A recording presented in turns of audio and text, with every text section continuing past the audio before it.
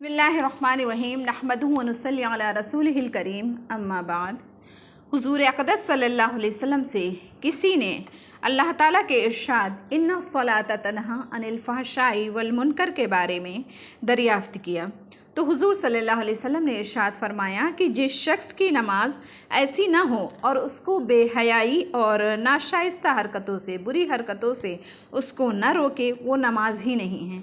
मतलब ये है कि बेशक नमाज ऐसी ही बड़ी दौलत है और उसको अपनी असली हालत पर पढ़ने का समरा यही है, अजर यही है कि वो ऐसी नामुनासिब बातों से रोक दे। अगर ये बात पैदा नहीं हुई तो नमाज के कमाल में कमी है। बहुत सी हदीसों में ये मज़मून आया है। हज़रत इब्न अब्बास रज़ियल्लाहु अन्हु फरमाते हैं कि नमाज में गुनाहों से रोक है, गुनाहों से हटाना है।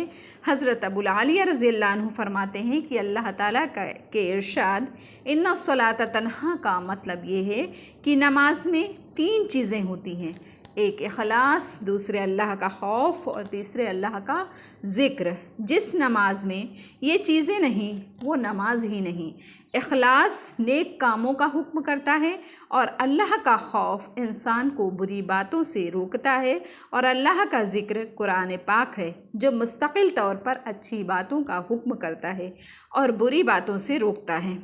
हज़रत इब्न अब्बास रज़ियल्लाहु अन्हु हुज़ूर अक़दस सल्लल्लाहु अलैहि वसल्लम का हुज़ूर अक़दस सल्लल्लाहु अलैहि वसल्लम से नक़ल करते हैं कि जो नमाज बुरी बातों और नामुनासिब हरकतों से न रोके वो नमाज बजाए अल्लाह के क़ुर्ब के, अल्लाह से दूरी पैदा करती है। हज़रत हसन रज़ियल्लाहु अन्हु भी हुज़ूर सल्लल्लाहु अलैहि वसल्लम से यही नक़ल करते हैं कि जिस शख्स की नमाज उसको बुरी बातों से न रोके वो नमाज ही नहीं। इस नमाज की वजह से अल्लाह से दूरी पैदा होती है। हज़रत इब्न उमर रज़ियल्लाहु अन्हु ने भी हुज़ूर सल्लल्लाहु अलैहि वसल्लम से यही मज़मून नक़ल किया है। हज़रत इब्न मसूद रज़ियल्लाहु अन्हु हुज़ूर अक़दस सल्लल्लाहु अलैहि वसल्लम का इरशाद नक़ल करते हैं कि जो नमाज की इताअत ना करे उसकी नमाज ही क्या, और जो नमाज की इताअत ये है कि बेहयाई और बुरी बातों से रुके। हज़रत अबू हुरैरा रज़ियल्लाहु अन्हु कहते हैं कि एक शख्स हुज़ूर सल्लल्लाहु अलैहि वसल्लम की खिदमत में हाज़िर हुए और अर्ज़ किया कि फ़लाँ शख्स रात को नमाज़ पढ़ता रहता है और सुबह होते चोरी करता है।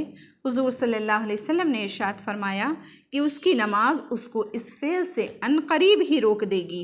इससे मालूम हुआ कि अगर कोई शख्स बुरी बातों में मशगूल हो तो उसको एहतिमाम से नमाज में मशगूल होना चाहिए। बुरी बातें उससे खुद ही छूट जाएंगी।